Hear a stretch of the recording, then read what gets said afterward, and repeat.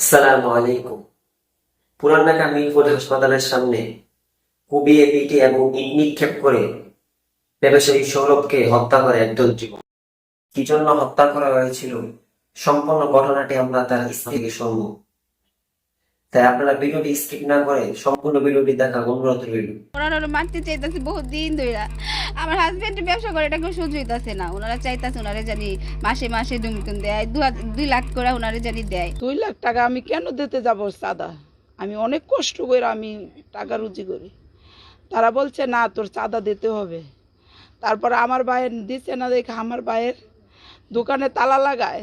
স্বজনদের অভিযোগ, চাঁদা দাবিকে কেন্দ্র করে সোহাগের সঙ্গে দ্বন্দ্বের সূত্রপাত। এর জেরে বুধবার বিকেলে বাসা থেকে ডেকে নিয়ে তাকে আটকে রেখে দফায় দফায় চাপ প্রয়োগ করা হয়।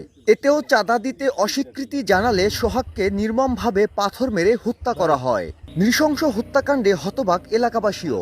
সে অনেক ভালো লোক ছিল, তো সে তাকে যে নির্মমভাবে হত্যা করছে, মানুষের মতো মানুষের টর্চারিং করে না।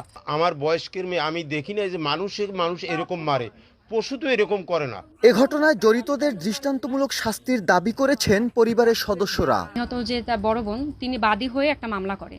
যে মামলাটা যখন লেখানোর পরে ওনারা ঠিকঠাক মতোই লেখার পরে 17, 18, 19 এই তিন নাম্বার আসামি ঠিক ছিল। প্রথম যে কপিটা ছিল ওটা ঠিকঠাক ছিল। দ্বিতীয়বার যেটা কপি করা হয়েছে, দ্বিতীয়বার যেটা রেডি করা হয়েছে, ওটা 3টা আসামির নাম কেটে দেওয়া হয়েছে এবং অন্য যারা এটার সাথে সম্পৃক্তই না তাদের নাম এটা জড়ানো হয়েছে। হ্যাঁ, এবং মামলাটা অনেক হালকা করানোর চেষ্টা আমি হচ্ছে। আমার বাবার যারা হত্যা করছে আমি তাদের বিচার চাই।